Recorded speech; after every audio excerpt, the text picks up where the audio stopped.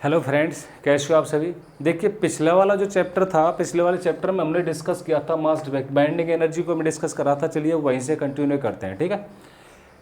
मैं Rakesh Kumar Sharma, engineer are के Sharma classes में केडीसी परिवार की तरफ से आप सभी का स्वागत करता हूँ, ठीक है। तो चलिए टाइम वेस्ट ना करते हुए मैं इसको आगे कंटिन्यू करूँगा। ये क्या कहता है, मैंने इसके बारे में क्या कहा आपको कि बाइंडिंग एनर्जी थी, जो बाइंडिंग एनर्जी है मेरे पास, ये इनको बांध के रखती है, इसीलिए सारे पॉजिटिव पॉजिटिव चार्ज एक साथ रहते हैं। क्लियर है। अब ये मास डिफेक्ट से बनती है बाइंडिंग एनर्जी। क्यों? क्योंकि एनर्जी का फॉर्मूला होता है mc। मेरे पास ये बाइंडिंग एनर्जी कहाँ से, तो मैं क्या करता हूँ, इसका टोटल मास क्या रहा होगा, इलेक्ट्रॉन का मास प्लस प्रोटॉन का मास प्लस न्यूट्रॉन का मास, या फिर इलेक्ट्रॉन का मास प्लस न्यूक्लियस का मास, ये तो रहा होगा। तो टोटल मास का मतलब क्या है, इलेक्ट्रॉन का मास, प्रोटॉन का मास, न्यूट्रॉन का मास। इसमें से मैं एटॉमिक मास को घटा देता हूँ। किसी भी एटम के बारे में पढ़ेंगे तो उस एटम का मैं एटॉमिक नंबर को लिखता हूँ नीचे, उसके एटॉमिक नंबर को लिखता हूँ नीचे, जेड से रिप्रेजेंट करता हूँ, एटॉमिक मास को ऊपर लिखता हूँ, ए से रिप्रेजेंट करता हूँ। तो एटॉमिक मास को घटा दो, जो भी मास का अंतर यहाँ से आएगा दैट इज मास डिफेक्ट। उसको क्या बोलते हैं हम लोग, मास डिफेक्ट बोलेंगे, मास का अंतर बोलेंगे, ठीक है। अब इस मास डिफेक्ट से मेरे को एनर्जी बनानी है, तो आइंस्टीन साहब कहते थे अगर मास को एनर्जी में कन्वर्ट करना है तो उसको c² से क्या कर दो, मल्टीप्लाई कर दो, एनर्जी इक्विवेलेंट आ जाएगा। तो यहाँ से जो एनर्जी निकल के आई मास डिफेक्ट इनटू में c², जो भी थ्योरी ऑफ रिलेटिविटी मैंने रखा, जो एनर्जी निकल के आई, this energy is binding energy. कौन सी एनर्जी है, बाइंडिंग एनर्जी। तो आपको समझ में आ गया। प्रोटॉन प्रोटॉन एक साथ कैसे रहते हैं, न्यूक्लियस में पॉजिटिव पॉजिटिव चार्ज, उसको बाइंडिंग एनर्जी बांध के रखती है जी। ये बाइंडिंग एनर्जी आती कहाँ से, ये बाइंडिंग एनर्जी आती है जी यहाँ से, मास डिफेक्ट से। जब मेरे को मास का अंतर कुछ ना कुछ आता है, ये मास हमेशा ज़्यादा होता है, इलेक्ट्रॉन प्रोटॉन न्यूट्रॉन के मास को अलग अलग जोड़ूंगा, ये हमेशा एटॉमिक मास से क्या आएगा, थोड़ा ज़्यादा आएगा। जितना ज़्यादा आएगा वो कन्वर्ट हो जाता है एनर्जी में, और जो एनर्जी में कन्वर्ट हो जाता है तो इसको को यहाँ पर बांध के रखता है। तो क्या हो गया मेरे पास, बाइंडिंग एनर्जी होगी। क्या होगी, बाइंड। निकाल सकते हो बाइंडिंग एनर्जी कितनी है, मास डिफेक्ट देखेंगे अलग अलग उसका, वहाँ से निकाल लेंगे। AMU तो 931 इलेक्ट्रॉन वोल्ट। एक AMU की एनर्जी ये होती है, कितनी होती है, एक AMU की एनर्जी कितनी होती है, इसके बराबर में होती है। इसको ध्यान से देखो एक बार,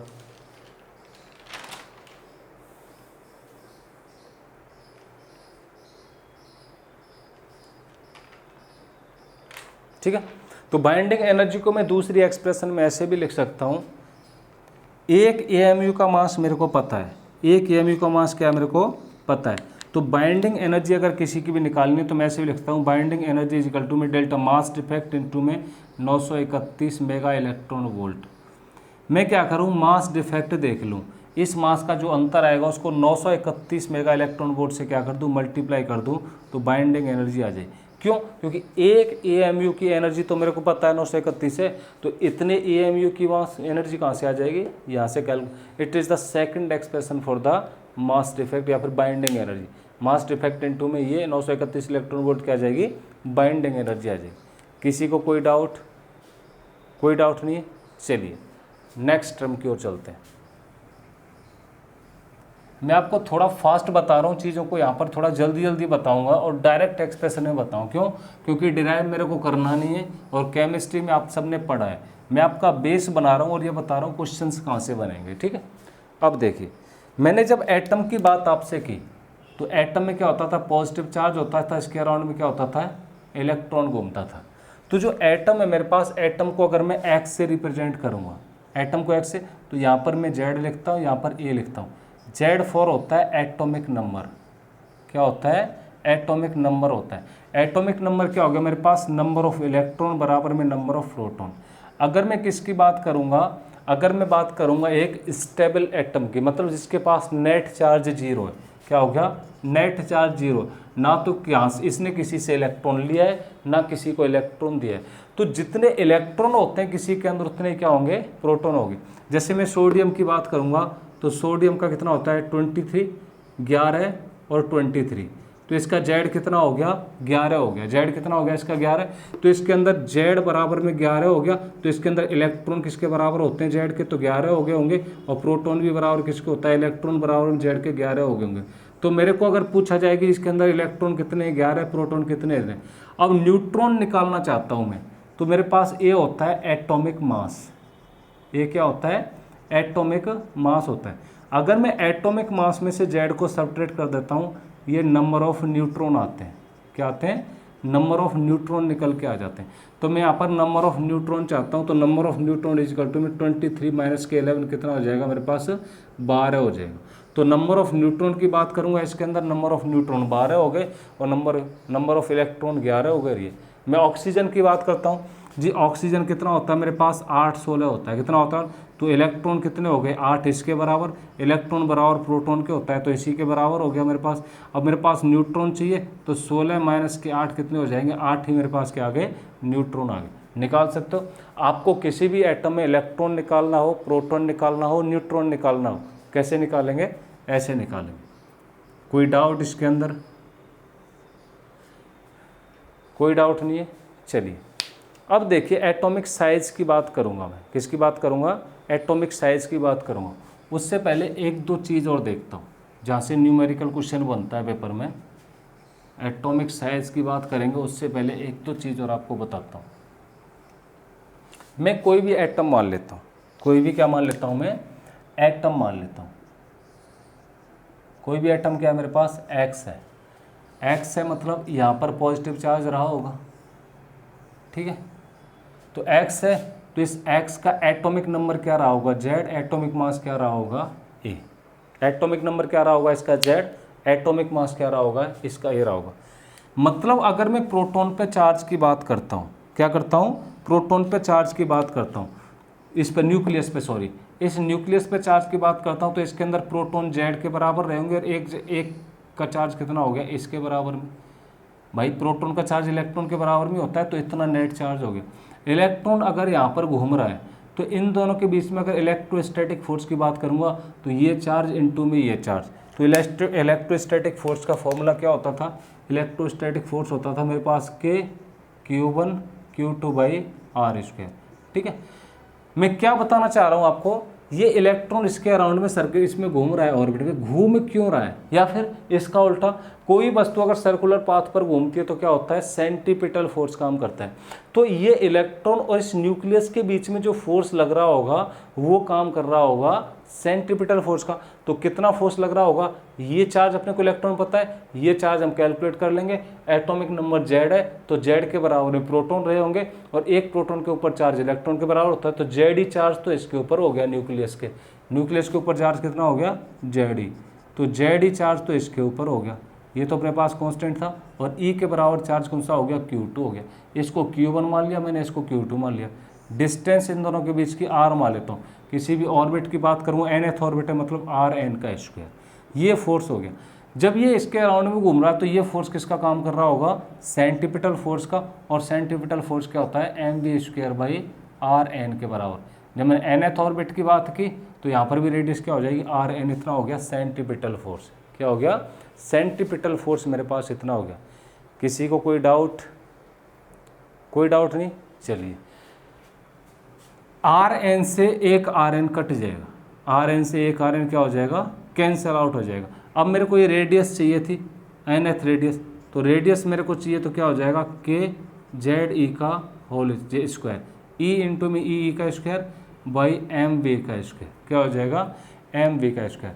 अगर मेरे को nth ऑर्बिट की रेडियस चाहिए, तो रेडियस में यहाँ से निकाल सकता हूँ। क्या करता हूँ? रेडियस में यहाँ से निकाल सकता हूँ किसी भी ऑर्बिट की, 5वें 6वें 7वें 8वें 9वें किसी भी ऑर्बिट की मेरे को रेडियस चाहिए। तो मास देखो, ये देखो, ये मास किसका है? इलेक्ट्रॉन का मास। किसका मास है ये? इलेक्ट्रॉन, क्योंकि इलेक्ट्रॉन घूम रहा है, इलेक्ट्रॉन की बात कर रहा हूँ। हाफ सेंटीमीटर फोर्स का इसके ऊपर काम करेगा। वेलोसिटी, इलेक्ट्रॉन की स्पीड कितनी है? अगर टाइम पीरियड की ओमेगा की फॉर्म में चाहिए, तो ओमेगा पुट कर दो। ओमेगा की फॉर्म में चाहिए तो क्या कर दो? पुट कर दो। लेकिन अपने को एक चीज़ बताई किसने? बोर साहब ने। बोर साहब ने अपने को ये बताया था, जो एंगुलर मोमेंटम होता है किसी भी इलेक्ट्रॉन का, मान लो ये इलेक्ट्रॉन इसके अंदर घूम रहा है, किसी भी इलेक्ट्रॉन का जो एंगुलर मोमेंटम होता है, क्या होता है? Angular momentum. तो एंगुलर मोमेंटम क्या होता है? mv/r(n). एंगुलर मोमेंटम तो mv/r के बराबर होता है ना। ये एंगुलर मोमेंटम मल्टीप्लाई होता है n टाइम्स ऑफ h/2π के। h क्या हो गया? Planck constant. और h की वैल्यू तो मैंने आपको फिर कल भी बताई थी, 6.67 इंटू में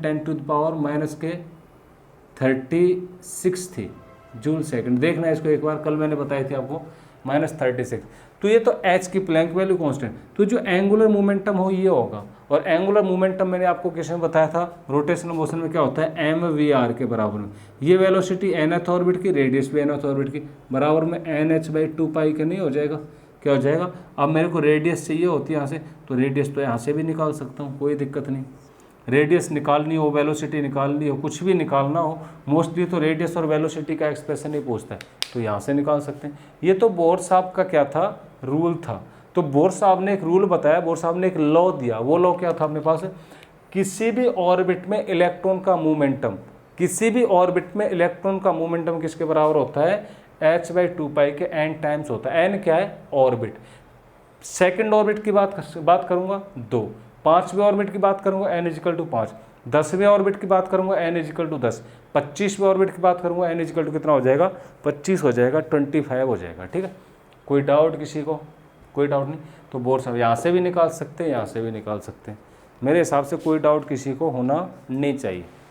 ठीक है, फिर भी अगर कोई डाउट है तो बता देना आप लोग। तो देखिए जो रेडियस की बात की, किसकी बात की मैंने, रेडियस की बात की। तो ये थे जेड है मेरे पास, ये क्या हो गया, वेलोसिटी। वेलोसिटी को मैं ओमेगा की फॉर्म में लिख सकता हूँ, आर ओमेगा। वेलोसिटी को किसकी फॉर्म में लिख लूँ मैं, आर ओमेगा की फॉर्म में लिख सकता हूँ, बिल्कुल लिख सकते हैं भाई। मैंने पढ़ा है v में क्या होता है, आर ओमेगा होता है। तो यहाँ पर मैं आर ओमेगा पुट कर दूंगा, तो आर एन में के जेड ई का स्क्वायर ओवर में एम, क्या हो जाएगा, आर एन का स्क्वायर ओमेगा का स्क्वायर। आर एन को जब यहाँ पर ले आऊँगा तो आर क्यू मल्टीप्लाई में नहीं हो जाएगा, क्या हो जाएगा, आर क्यू मल्टीप्लाई। तो एक नया रिलेशन यही बना सकते हैं। तो यहाँ से मैं अलग अलग वैल्यू को चेंज करके अलग अलग रिलेशन बनाऊंगा। वो रिलेशन आपको मैं यहाँ पर लिख देना चाहता हूँ सारे। ठीक है, आप लोग बना भी सकते हो, लेकिन सारे रिलेशन एक साथ लिखिए यहाँ पर, ऑल रिलेशंस। वो रिलेशन कौन कौन से होंगे देखिए, आप बना सकते हो। मैं अलग से डिराइव नहीं करूँगा, क्योंकि डिराइव करूँगा वीडियो लंबा हो जाएगा और टाइम काफ़ी हो जाएगा। ठीक है, तो पहला रिलेशन, सारे रिलेशन में लिखता जाऊँगा, आप लोग रिलेशन मेरे साथ साथ में लिखते जाइए। ठीक है, पहला रिलेशन क्या है, nth ऑर्बिट की अगर मेरे को रेडियस चाहिए, किसी भी एटम क्या चाहिए मेरे को, रेडियस चाहिए। जैसे मेरे पास क्या था, ये पॉजिटिव चार्ज था, इसके अराउंड में क्या घूम रहा है, इलेक्ट्रॉन घूम रहा है। तो ये इलेक्ट्रॉन घूम रहा है, तो किसी भी ऑर्बिट घूम रहा है, ये रेडियस चाहिए। तो ये जो रेडियस होती है मेरे पास आर एन, रेडियस को मैं किससे रिप्रेजेंट करूँगा, आर एन से रिप्रेजेंट करूँगा। कैपिटल आर लिख लेते हैं, आर एन। चलो वहाँ पर स्मॉल आर लिखा है, यहाँ पर भी स्मॉल आर लिख लो, आर एन। तो r n directly proportional to होता है n² के। डायरेक्टली प्रोपोर्शनल टू किसका होता है, n² के। जेड क्या हो गया, एटॉमिक नंबर, n क्या हो गया, nth ऑर्बिट। दूसरी, तीसरी, चौथी, पांचवी कोई भी ऑर्बिट चाहिए, वो वैल्यू यहाँ पर रखो, जेड यहाँ पर रखो, इसका डायरेक्टली प्रोपोर्शनल है। ठीक है, तो आपको 2 एटॉमिक मास वगैरह नंबर वगैरह दिए हैं, तो उनके बीच में कंपेयर कर सकते हैं यहाँ से। एंगुलर वेलोसिटी डायरेक्टली प्रोपोर्शनल होती है z² के। एंगुलर वेलोसिटी nth ऑर्बिटल में z² NQ के डायरेक्टली प्रोपोर्शनल होती है, यहाँ से सॉल्व कर सकते हैं। ठीक है, तीसरा relation, linear velocity z² NQ की, जो एंगुलर वेलोसिटी होती है वो भी लीनियर वेलोसिटी भी होती है nth ऑर्बिट की, क्या, z² NQ के डायरेक्टली प्रोपोर्शनल होती है लीनियर वेलोसिटी। तीसरा रिलेशन। चौथा relation, time period angular velocity का उल्टा हो जाएगा। टाइम पीरियड क्या हो जाएगा, इसका उल्टा हो जाएगा, क्योंकि ओमेगा 2π/t होता है ना, ओमेगा क्या होता है, 2π/t होता है। तो टाइम पीरियड अगर मैं पूछूंगा, तो time period directly proportional to में NQ/z² के हो जाएगा, क्या हो जाएगा, ओमेगा का उल्टा, क्या हो जाएगा, उल्टा हो जाएगा। ठीक है, एंगुलर मोमेंटम की बात करूंगा, तो एंगुलर मोमेंटम तो डायरेक्टली प्रोपोर्शनल टू में और ऑर्बिट का होगा, अभी बताया था मैंने, angular momentum n times of the h/2π के होता है। तो एंगुलर मोमेंटम ऑर्बिट के क्या हो गया, डायरेक्टली प्रोपोर्शनल हो गया। नेक्स्ट रिलेशन, नेक्स्ट रिलेशन है अपने पास जो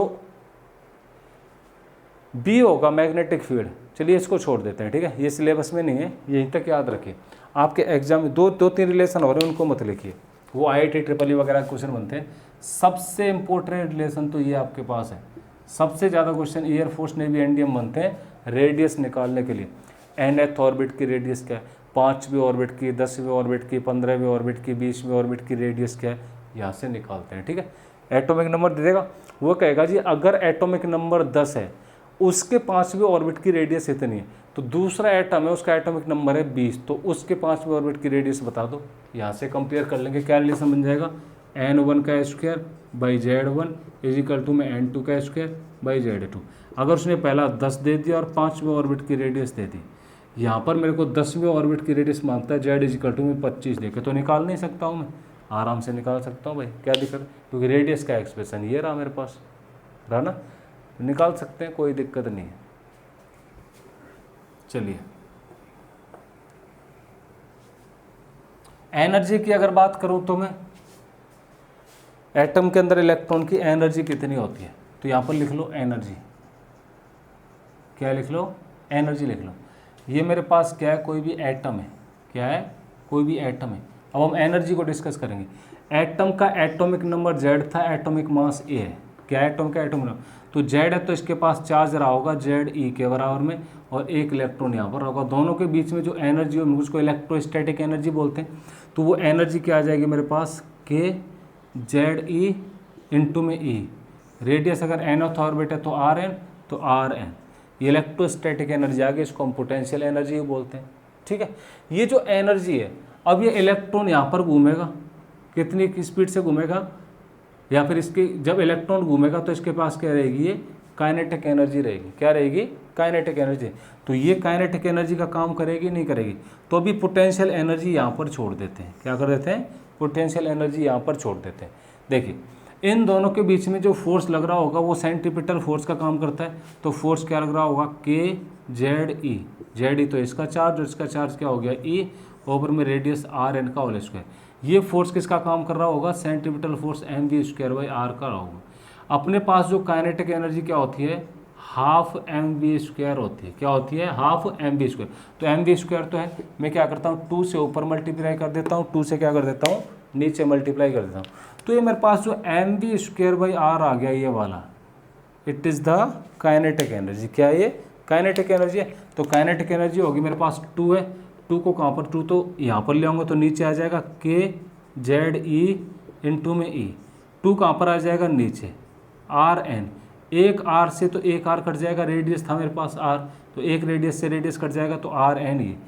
अब देखिए, काइनेटिक एनर्जी मेरे पास क्या होगी, एम वी स्क्वायर बाई 2 तो बचा, it is the kinetic energy expression. किसका एक्सप्रेशन है ये, काइनेटिक एनर्जी का एक्सप्रेशन हो गया, दिख रहा है ना सभी को नीचे। पोटेंशियल एनर्जी का एक्सप्रेशन तो ये इलेक्ट्रोस्टैटिक एनर्जी। काइनेटिक एनर्जी मैंने यहाँ से बना ली, एम वी स्क्वायर बाई 2 से ऊपर मल्टीप्लाई किया, 2 से नीचे, तो ये बन गया, ये तो ये बन गई मेरे पास। तो ये देखिए, ये थोड़ा थोड़ा एक्सप्रेशन मेरे को पोटेंशियल एनर्जी का नहीं लग रहा है, ये वाला देखिए, K Z E E by R N, K Z E E by R N, तो ये तो पोटेंशियल एनर्जी है। इसका मतलब काइनेटिक एनर्जी जो पोटेंशियल एनर्जी है इसका हाफ होगी, काइनेटिक एनर्जी बाई 2 एक्स्ट्रा आ गया ना। तो कभी भी हम जब किसकी बात करेंगे, एटम की बात करेंगे, तो एटम में इलेक्ट्रॉन की पोटेंशियल एनर्जी अगर निकालनी, स्टोर्ड पोटेंशियल एनर्जी ये होती है, काइनेटिक एनर्जी ये। रिलेशन दोनों एनर्जी के अंदर ये आता है, ये पेपर में आया हुआ क्वेश्चन है। पेपर में मैं आपको डायरेक्ट भी बता सकता था, लेकिन अगर आपको डायरेक्ट याद नहीं रहेगा, सेम क्वेश्चन वहाँ पर आता था ग्रेविटेशन वाले में, आपको ग्रेविटेशन चैप्टर किया था, वहाँ पर भी काइनेटिक एनर्जी पोटेंशियल एनर्जी का क्या आ रही थी, हाफ आ रही थी, क्या आ रही थी, हाफ, या फिर पोटेंशियल एनर्जी काइनेटिक एनर्जी का क्या हो जाएगी, डबल हो जाएगी। सेम यहाँ पर आ गया। तो ये रिलेशन आपके एग्जाम में आया हुआ है, in an atom in any orbit, किसी भी ऑर्बिट के अंदर, what is the relation for the kinetic energy and potential energy. तो काइनेटिक एनर्जी और पोटेंशियल एनर्जी के बीच में रिलेशन क्या हो गया, ये रिलेशन हो गया। डाउट किसी हो कोई, ओनली पोटेंशियल एनर्जी पूछे ये रिलेशन, ओनली काइनेटिक एनर्जी पूछे ये रिलेशन, याद रखने की जरूरत नहीं, इसको हाफ कर दो, it is equivalent to the kinetic energy, इसके बराबर आ जाएगा काइनेटिक। इसको नोट कर लो, सारी चीज़ें डिस्कस करेंगे धीरे धीरे, कोई टेंशन वाली बात नहीं है। मैं आपको वो सारे टॉपिक बताऊंगा जहाँ से क्वेश्चन बनने की पॉसिबिलिटी है, ठीक है। अब आप लोगों को थोड़ा एक्साइटमेंट ये हो रहा होगा, बोला जी रेडियो एक्टिविटी के बनते हैं, अल्फा बीटा गामा एमिशन, वो बताइए, वो भी बताऊंगा, लेकिन ये टॉपिक सारे टीचर्स स्किप कर देते हैं। मोस्टली टीचर्स एयरफोर्स नेवी के एटम एंड न्यूक्लियर पढ़ाते हैं, एटम के बारे में थोड़ा सा इंट्रोडक्शन देंगे और चैप्टर क्या करते थे स्किप, लेकिन थ्योरी के क्वेश्चन कहाँ से बनते हैं वो आपको बता रहा हूँ मैं, ठीक है। तो जितने भी रिलेशन आपको बता रहा हूँ मैं, रिलेशन सारे लिखते जाइए आप लोग, ठीक है। तो ये क्या बनते हैं, थ्योरेटिकल रिलेशन बनते हैं। तो एनर्जी के बारे में भी पढ़ लिया हमने, ठीक है। एनर्जी, आयोनाइजेशन एनर्जी की बात करते हैं, किसकी बात करते हैं, आयोनाइजेशन एनर्जी। अगला टॉपिक है आयोनाइजेशन एनर्जी। इसका भी क्वेश्चन बना हुआ है, एग्जाम में आया हुआ क्वेश्चन है। कैसे आया हुआ है ये मैं आपको बताऊंगा साथ साथ। तो क्या लिख लो अगला topic, ionisation energy. Ionisation energy, ionisation energy क्या है देखिए, आयोनाइजेशन एनर्जी, ये मेरे पास कोई भी एटम है, एटम की क्या रही होगी, ये ऑर्बिट रही होगी, और ऑर्बिट में क्या कर रहा है, इलेक्ट्रॉन घूम रहा है। मैं इस इलेक्ट्रॉन को कितनी एनर्जी दे दूं, देखिए ये इलेक्ट्रॉन इसके अराउंड में घूम रहा है, क्यों घूम रहा है, क्योंकि इसने बांध के रखा होगा, खींच के रखा है। अगर ये इसको इलेक्ट्रॉन को फ्री छोड़ देगा, इलेक्ट्रॉन क्यों घूमेगा भाई इसके अराउंड में, इलेक्ट्रॉन फ्री स्पेस में चला जाएगा। अगर किसी भी न्यूक्लियस के अराउंड में अगर कोई भी इलेक्ट्रॉन घूम रहा है, इसका मतलब इलेक्ट्रॉन को इसने बांध के रखा है, क्या कर रखा है, इलेक्ट्रॉन को इसने बांध के रखा हुआ है। तो इसकी आयोनाइजेशन एनर्जी होती है, मैं इसको कितनी एनर्जी और दे दूं ताकि इलेक्ट्रॉन फ्री हो जाए, इसके ऑर्बिट को छोड़ के चला जाए, या फिर जो वैलेंसी सेल है उस सेल को इलेक्ट्रॉन छोड़ के चला जाए। Ionisation energy required to emit the electron from the outer shell of any atom, किसी भी एटम की आउटर सेल में से इलेक्ट्रॉन को निकालने के लिए जिस एनर्जी की ज़रूरत होगी वो एनर्जी क्या होगी, आयोनाइजेशन एनर्जी होगी। क्या होगी, आयोनाइजेशन। तो आयोनाइजेशन एनर्जी का मैं आपको मैथमेटिकल एक्सप्रेशन लिख देता हूँ यहाँ पर, डिराइव नहीं करूँगा। तो energy of ionisation, energy of ionisation समझ जाएंगे आप लोग, क्या होती है 13.6 Z² बाई N², 13.6 Z/N², किसके, Z² बाई N² के बराबर होती है। Z क्या होता है, एटॉमिक नंबर, क्या होता है, एटॉमिक नंबर। N क्या होता है, नंबर ऑफ सेल या फिर ऑर्बिट। किस ऑर्बिट में से इसको निकालना चाहता हूँ मैं, किस ऑर्बिट में से इसको निकालना चाहता हूँ, पहले, दूसरे, पाँचवें, सातवें, आठवें। बोला जी किसी इलेक्ट्रॉन को पाँचवें ऑर्बिट से बिल्कुल बाहर निकालने के लिए कितनी एनर्जी चाहिए, आयोनाइज। आयोनाइज का मतलब क्या है, इलेक्ट्रॉन को फ्री करने के लिए, ताकि इस एटम के अंदर नहीं रहे, एटम से बाहर ले जाने के लिए। तो पाँचवें में से निकालना है, n=5 रखो। कोई भी एटम है, उस एटम का एटॉमिक मास यहाँ पर, एटॉमिक नंबर यहाँ पर, हाइड्रोजन है तो 1 हो जाएगा, हीलियम है तो 2 हो जाएगा, नाइट्रोजन है तो कितना हो जाएगा, 11 हो जाएगा। तो उस एटम का एटॉमिक नंबर यहाँ पर लिखो, और जिस सेल में से इलेक्ट्रॉन को हम बाहर निकालना चाहते हैं उस सेल का नंबर यहाँ पर लिखो, आयोनाइजेशन एनर्जी आ जाएगी। And this energy comes in electron volt, किस में आएगी, इलेक्ट्रॉन वोल्ट में आएगी, किस में आएगी, इलेक्ट्रॉन वोल्ट। कोई डाउट किसी को, आगे डिस्कस नहीं करना है, डीप में डिस्कस नहीं, बस छोटा सा क्वेश्चन है, खत्म हो गया, ठीक है। नेक्स्ट कंसेप्ट है आपका स्पेक्ट्रल लाइन का। आपने कई बार सुना है, पहले भी मैंने कई बार यूज भी किया है स्पेक्ट्रल लाइन, स्टार्टिंग में यूज किया है। आ जाइए स्पेक्ट्रल लाइन देखते हैं क्या होता है। आप लोगों को लग रहा होगा आज तो सर केमिस्ट्री पढ़ाने लग रहे हैं, इनका यूज करेंगे अभी इसके अंदर हम लोग, स्पेक्ट्रल लाइंस, ठीक है। केमिस्ट्री में जिन्होंने पढ़ा है उनके लिए तो और भी बेटर होगा, रिवाइज हो जाएगा, ठीक है। 12th में जिन्होंने केमिस्ट्री बढ़िया से पढ़ी होगी, जिन्होंने छोड़ दी थी फर्स्ट ईयर को, रेस्ट ईयर समझा था, वो यहाँ पर पढ़ लेंगे, ठीक है। एटम के बारे में A to Z इन्फॉर्मेशन आपको देने वाला हूँ। देखिए स्पेक्ट्रल लाइन क्या होती है, कोई भी मेरे पास एटम है, एटम की क्या है, ये सेल है, क्या है, ये सेल है। यहाँ से इलेक्ट्रॉन नीचे आना चाहता है लोअर में। मैंने कहा था इलेक्ट्रॉन को निकालने के लिए तो एनर्जी देनी पड़ती है, लेकिन जब energy, electron high energy shell से लो एनर्जी सेल में आता है तो अपने अंदर से खुद एनर्जी निकालेगा। क्या है, ये इलेक्ट्रॉन इससे मान लो इसमें आना चाहता है लोअर एनर्जी सेल में, तो क्या करेगा, अपने अंदर से कुछ एनर्जी सेल निकालेगा, कुछ एनर्जी अपने अंदर से निकालेगा। इलेक्ट्रॉन अगर बाहर हायर एनर्जी सेल से लोअर एनर्जी सेल में आना चाहता है तो अपने अंदर से क्या करेगा, एनर्जी को, भाई यहाँ पर मान लेते हैं एनर्जी अपने को 50 चाहिए थी, इसकी एनर्जी 25 है, तो ये 25 तो इसको निकालनी पड़ेगी तभी यहाँ पर रह सकता है, वरना 50 वाली में रहे भाई। और बोर्ड साहब ने बता दिया हर सेल की एनर्जी क्या होती है, कांस्टेंट होती है। क्या होती है, कांस्टेंट होती है। तो एनर्जी निकालेगा, ये जो एनर्जी निकालेगा, पहली बात तो जो स्पेक्ट्रल लाइन निकलेगी, मान लो यहाँ से यहाँ पर आया तो अलग फ्रीक्वेंसी की एनर्जी निकालेगा, लाइट एनर्जी। यहाँ से यहाँ पर आया अलग लाइट एनर्जी, यहाँ से यहाँ पर आया अलग लाइट एनर्जी, यहाँ से नीचे आएगा अलग लाइट एनर्जी। तो मतलब जैसे दूसरी में जंप करेगा अलग अलग लाइट, अलग अलग फ्रीक्वेंसी की लाइट एनर्जी, उन फ्रीक्वेंसी को एक पैटर्न में अरेंज कर लेते हैं तो स्पेक्ट्रम बनता है। क्या बनता है, स्पेक्ट्रम।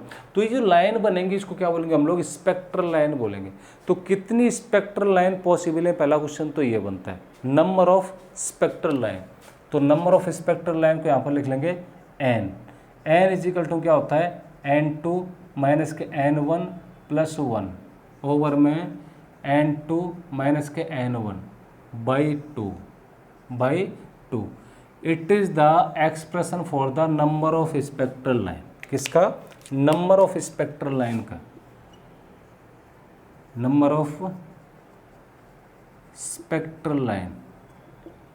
ठीक है, इसको मैं ऐसे बनाना चाहता हूँ, एक सेल लोअर यहाँ पर लिख लेता हूँ, फिर यहाँ पर, फिर यहाँ पर, फिर यहाँ पर, ऐसे करके।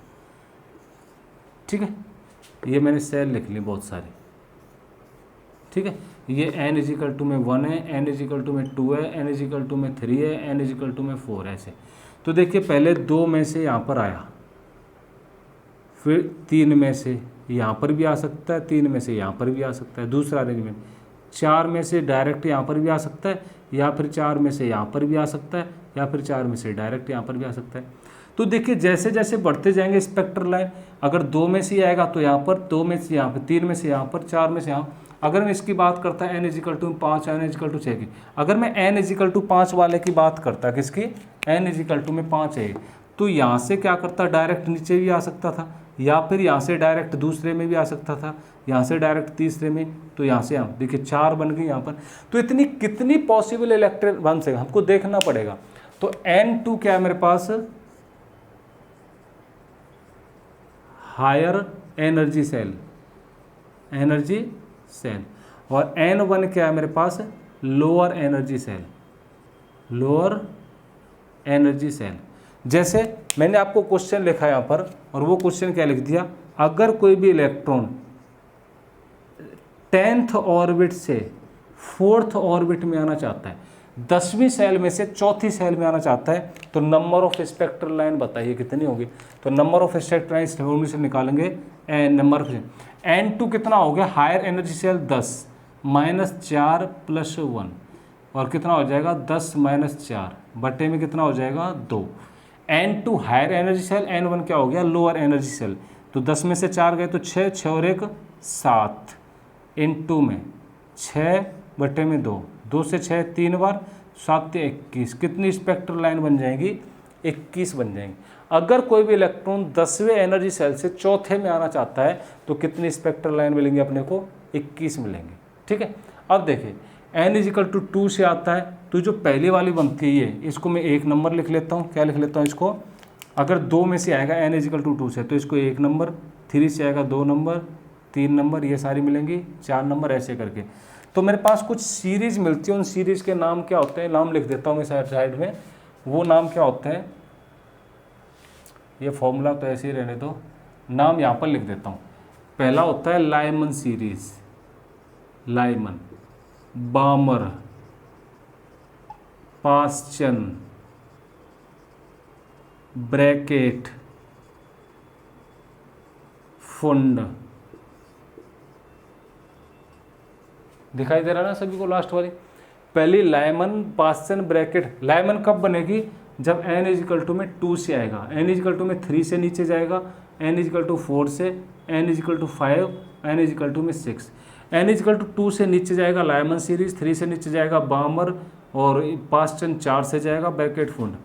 इन सब में अब आप कहोगे जी ये आपने क्यों बताया? यहाँ से एक मज़ेदार क्वेश्चन बनता है, जब ये स्पेक्ट्रल लाइंस निकलेंगी, ये तो क्या फ्रीक्वेंसी होगी इनके पास, तो वेव होगी अपने पास। अब वेव को हम देख तो सकते नहीं, लेकिन इन सब में ये जो बामर सीरीज होती है, बामर सीरीज, ये बामर सीरीज क्या होती है? विजिबल होती है। क्या होती है? विजिबल होती है, जिसको हम लोग देख सकते हैं। और विजिबल भी क्यों होती है? क्योंकि ये कलर्ड होती है। क्या होती है? डिफरेंट टाइप के कलर इसके अंदर होते हैं। तो ये जो बामर सीरीज ये कलर्ड होती है और विजिबल होती है, इसको हम लोग आसानी से देख सकते हैं। क्या कर सकते हैं? आसानी से देख सकते हैं।